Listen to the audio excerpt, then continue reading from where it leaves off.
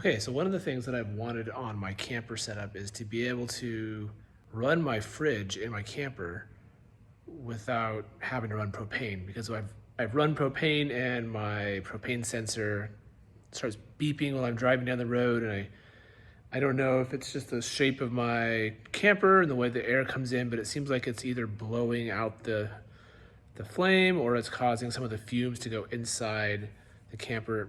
And obviously there's a lot of mixed opinions on whether you should do that or not, but I'm definitely having problems with it. So I said, okay, I'm only going to use propane when I've actually stopped.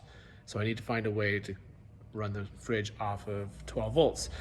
So the battery that came with the camper was, a flooded lead acid battery that only had like 50 amp hours. It just wasn't sufficient to do what I needed. So I upgraded to a lithium battery. Let me go ahead and show you some of the things that I've done so you can kind of get a feel for that.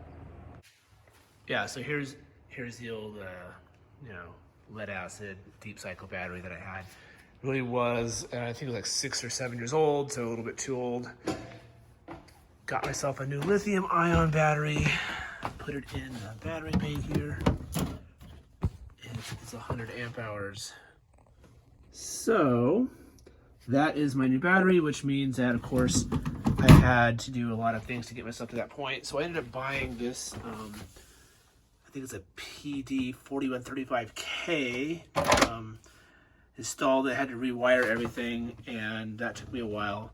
But the cool thing is it has a switch on it that allows me to switch between, lithium or flooded. So I put the switch onto lithium mode, so now this is going to properly charge my lithium battery. But here's what I got set up so that I can actually run my fridge, which pulls about 10 to 12 amps when the compressor is going. And I know that because I have a battery shunt that will tell me how many amps I'm pulling when I turn it on. So as you can see right now with all the lights on, it's pulling 0.4. But I'm going to switch my fridge on here, and you'll notice, there we go, just around 12, a little bit over 12. So basically when the compressor is running, that's about how many amps we pull. So I said, okay, what if I get this Renogy 20 amp DC to DC battery charger, and I run it in 10 amp mode, which is one of the options that this charger has if you basically run power to this other port here. So it's only charging at 10 amps, but what I like about that is it's putting really minimal wear on my alternator in my vehicle, and it almost covers my needs, and this battery has definitely got enough capacity to last for what I need.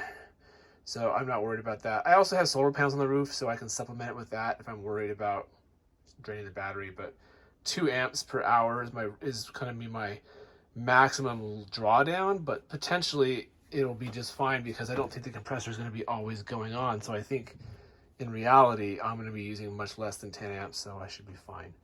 So let me kind of show you the setup. I guess since I'm already in my camper, I'll just reverse engineer this and work my way backwards.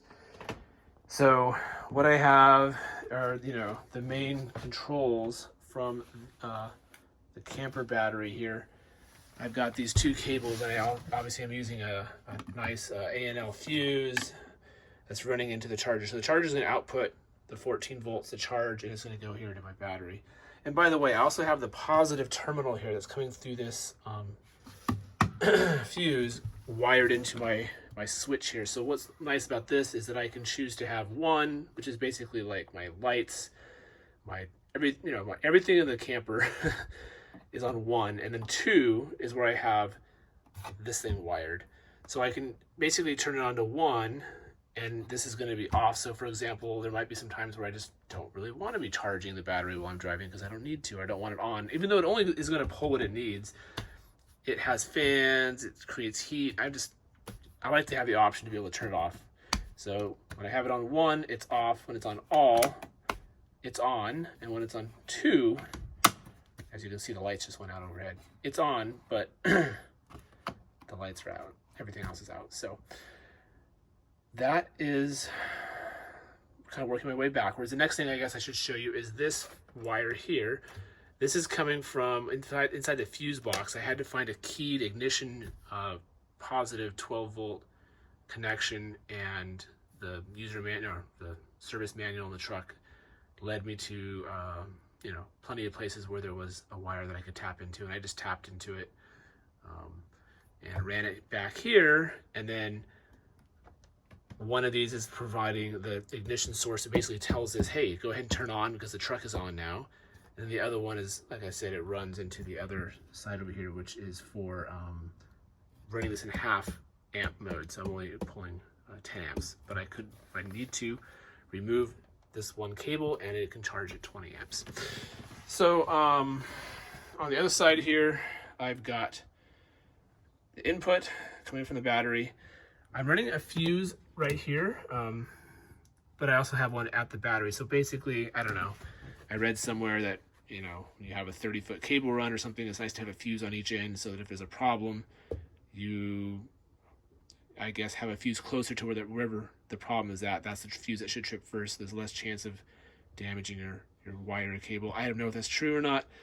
It's what I did. I had an extra fuse, so I went ahead and used it.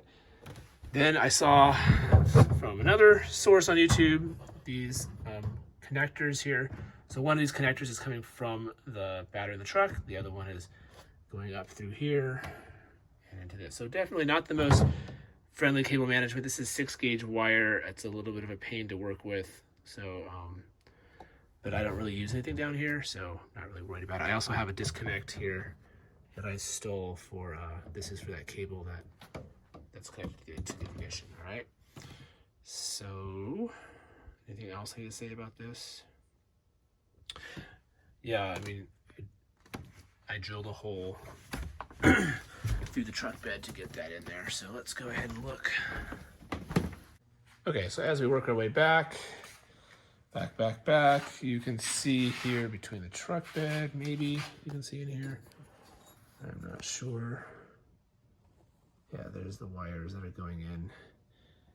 And I'll crawl under here for just a second. One of the things that I did was, instead of running both a positive and a negative wire, which would make my cable run very long because you have to calculate both the positive and the negative in a cable run, I decided just to tap into I cleaned it up with a wire brush, and I tapped into the ground back here on my truck.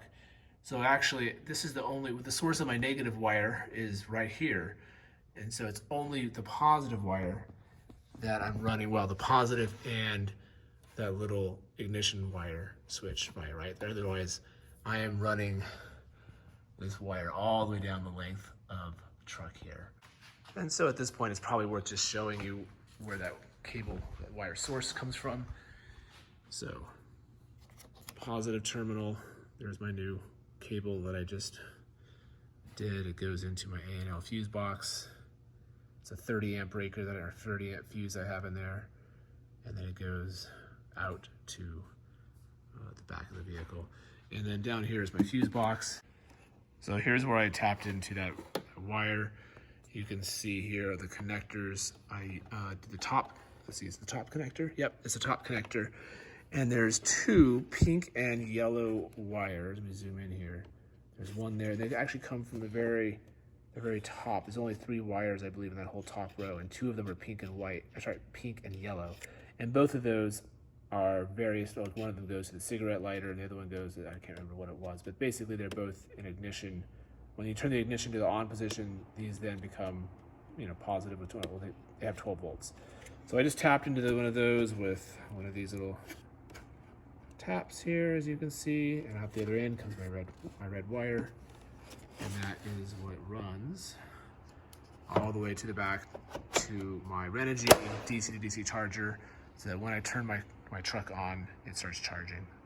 So definitely, I am probably not someone to emulate my cable management, just use zip ties, but I am pretty happy with it. It works. So let me show you how it works. So rather than turning my truck on, I'm just going to put it, rather than turning the truck on all the way, I'm just going to turn the key to the on position. Walk back here.